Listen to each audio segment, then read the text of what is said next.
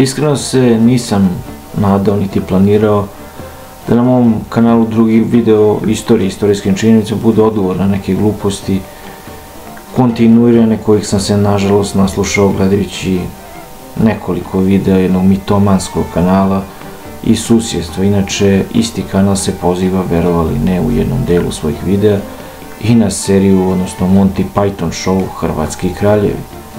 Tačnije na video o hrvatskim kraljevima kao relevantne dokaze možete misliti.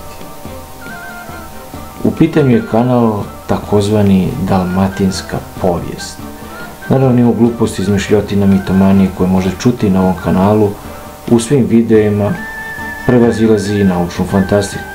Ja ću se baviti samo jednim od posljednjih videa na ovom kanalu koji je zaista naučno fantastičan, ali oni u to zaista izgleda i veruju. Inače, pogađate, 90% videa na ovom kanalu se bavi Srbima i Srbijom generalno. I to naravno kao Srbima lažovima i mitomanima i Hrvatima kao dobrim i finim ljudima koji govore samo istinu. Naravno, bez jednog dokaza. Znači, neko ko još uvek nije pronašao originalnu povelju svog navodnog vladara, odnosno kralja, nije pronašao ni iskopao ni novac navodno hrvatskog vladara iz srednjeg veka, nije pronašao ni jedan grob, ni jednu crkvu, ni jedan manastir koji je izgradio navodno neki hrvatski vladar. I takvi kažu da smo mi Srbi, mitomani, a oni su pravi dobri sa vatikanskim dokazima iz Vatikanske biblioteke. Inače, svetski poznatih najvećih falsifikatora u istoriji čovečanstva. Neko ko nema ni istorijske ni arheološke dokaze da potvrdi ono što ovaj kanal navodno tvrdi, samo može da snimi Monty Python show Hrvatski kraljevi, koji nikad nisu postojali očigledno, za čije grobno mesto niko nije čuo ni video, niti video hrvatski novac, niti video hrvatsku crkvu koju su Hrvati izgradili, a još manje originalnu povelju. Ali to je u Monty Python show Dalmatinska i Hrvatska povijest uopšte i nebitno. Naravno, ovom prilikom moram da obavestim Hrvate što se Srba tiče i srpske istorije. Mnoge stvari su potvrđene ne samo od strane srpskih istoričara, nego od ljudi, posebno stranaca, stranih stručnjaka, kao što su recimo stručnjaci iz UNESCO-a i drugih stranih stručnjaka koji se bave istorijom i arheologijom. A stranci su istoričari umetnosti, arheolozi i tako dalje, a nisu Srbi. Pa oni su utvrdili da desetine srpskih manastira, rukopisa, dokumenata vrlo pogodno i danas se nalaze na listi UNESCO-a. Da li je to srpska mitomanija možda, gospodo? Ne bih rekao. Neki su od srpskih artefakata, dokumenata, dokaza, crkava i manastira i u prvom redu na listi UNESCO-a. I nisam čuo niti video da su Hrvati izgradili neki manastir, crkvu u srednjem veku, da su napisali neku povelju, originalnu, koja bi mogla da bude na listi UNESCO-a. Šta je to što su Hrvati izgradili, zapisali, a da se nalazi na listi UNESCO-a? Da li je to crkva, manastir, da li je to neki hrvatski rukopis ili tome nešto slično? Mislim da to niko ko je živ danas nije video, niti će ikada videti. Na početku bi citirao istoričara i balkanologa Johna Fine, uglednog američkog istoričara koji je u svojoj knjizi o Hrvatima i hrvatskoj istoriji zapisao sledeće na strani 248. Ravno srednjovjekovna hrvatska istorija uklapa se u završnu rečenicu starog džingla: što više učiš, manje znaš. Kada sam bio student osnovnih studija balkanske istorije, mislio sam da dosta znam o Hrvatskoj, ali kako sam više učio o Hrvatskoj, jedna po jedna činjenica koju sam ranije znao ispostavile su se sumnjive, zasnovane na sumnjivim izvorima ili bez ikakvih izvora. Većina postojeće literature na zapadnim jezicima o srednjovjekovnoj Hrvatskoj je izuzetno siromašna i često obeležena nacionalističkom pristrasnošću Osnovni problem koji otežava ranu hrvatsku istoriju, svim uključujući najozbiljnije naučnike, jeste oskudica izvora i pitanja autentičnosti nekih od retkih koji postoje. Šta više, većina izvora za ranosrednjovekovnu Hrvatsku bili su udaljeni od događaja koje su opisivali ili su živeli na mestima udaljenim od Hrvatske, na primjer Vizantija i Italije, ili su živeli nekoliko vekova kasnije. Vizantijski pisci su malo znali o Hrvatskoj. Većina vizantijskih historičara uopšte nije ni pominjala Hrvatsku. Veliki deo informacije o srednjovjekovnoj hrvatskoj istoriji potiče iz znatno kasnijih izvora, 17. i 18. vek, narativnih priča.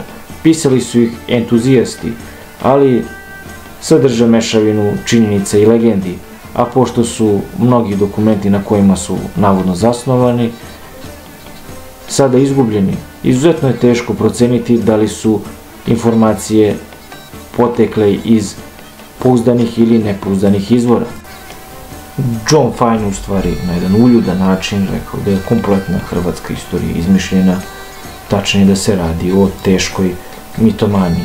Pa da vidimo kako to izgleda iz mitomanske klerovatikanske perspektive, odnosno vizure, i njenih glavnih izmišljenih slugu Hrvata. Raniji spomen hrvatskog imena sačuvan je u povelji kneza Trpimira iz 840. godine, u kojem također nalazimo vladarski naziv na latinskom Dux Croatorum. Međutim, budući da je ta darovnica sačuvana samo u mnogo kasnijem prijepisu, a njena autentičnost bila predmetom brojnih rasprava, ne možemo je sa 100% sigurnošću uzeti kao najstariju potvrdu narodnog imena Hrvat.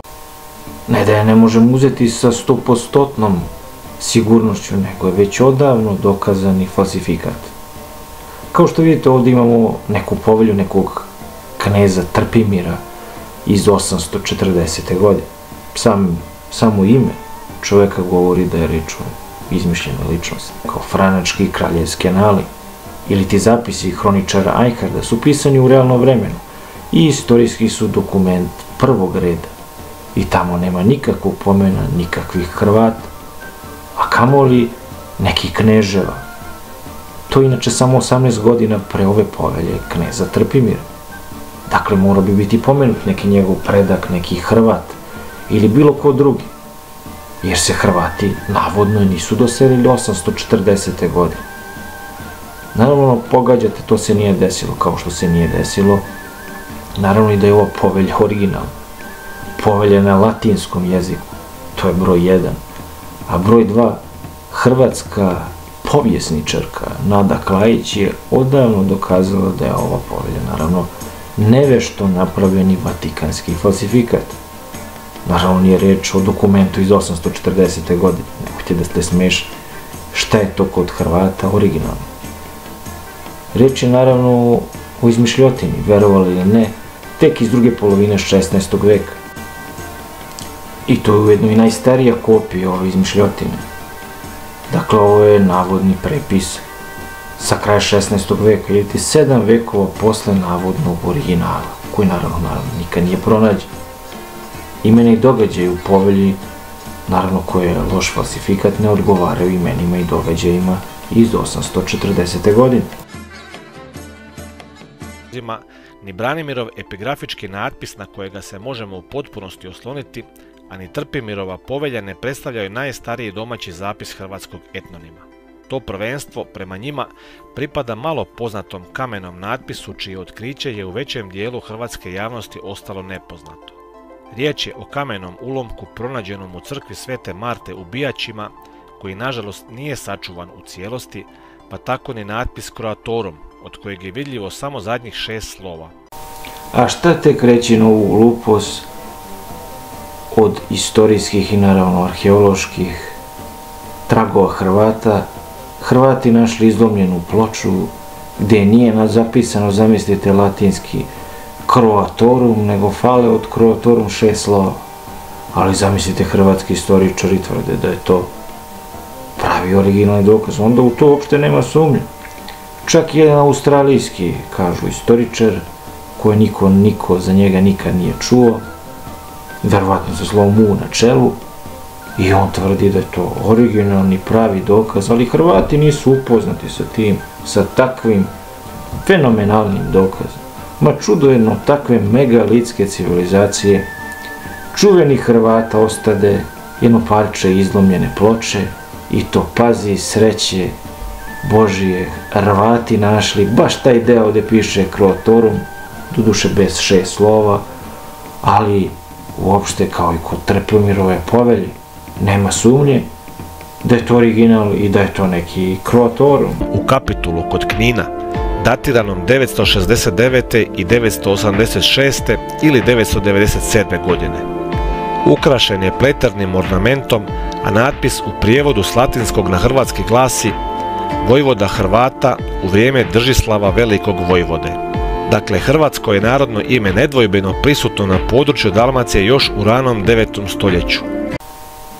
Da, ni manje ni više, Croatorum ponovo i to u 9. stoljeću. Ni manje ni više Hrvatima vlada Držislav. Zamislite, imamo Trpimira, a sada imamo i Držislav. Znači, jedan trpi, a drugi drži ili pridržava.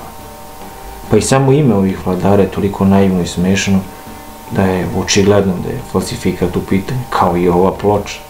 Ova nije razbijena i mala kao prethodna. Ova je isklesana kao pre 2 godine, tako izgleda, ne kao u 9. 10. stoljeću, kako tvrde Hrvati. Da nije smešno, bilo bi žalosno. Kakva mitomanija. Citiramo, još će nijedan posal ni verovan koliko na pravdi ne buduć ročen, shraneno ako est poslan od dvora, komu poslu se govori hrvatski arsal. Kraj citata. Ipak, objektivnosti radi vrijedi istaknuti da ovaj dokument nije sačuvan u originalu, a najstariji prijepis je tek iz 16. stoljeća.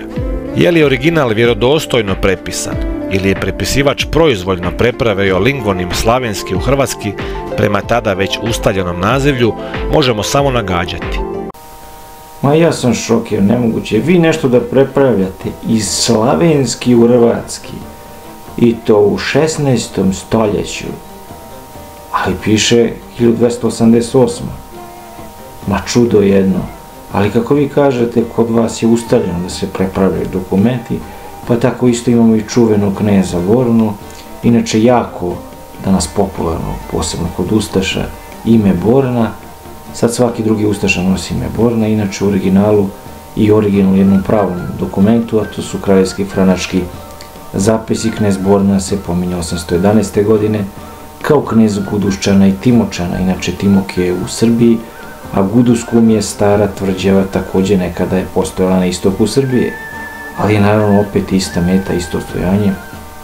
Hrvati prepravili Janherda i dopisali umjesto da je Borna knez Guduščana i Timočana, on je preko noći postao hrvatski knez, verovatno u nekoj vatikanskoj biblioteci, kao i sve ostalo. Kao što je falsifikovanjem postao preko noći u Vatikanu i Ljudevit Posavski Hrvat, po nalogu Vatikana. Inače, Franci kažu da je bio posavski slovenski knez. Potvrđeni spomeni hrvatskog lingvonima nešto su mlađi, a potječu iz druge polovice 13. ili prve polovice 14. stoljeća.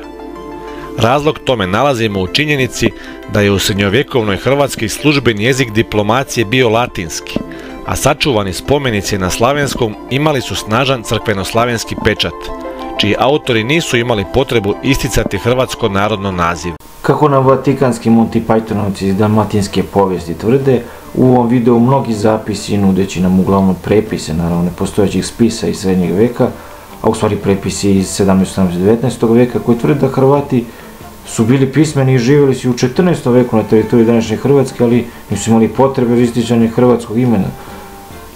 Kako autor kaže, u silnim hrvatskim misalima, psaltirima, knjigama, koje još niko nije video i koji su uglavnom bili latinski.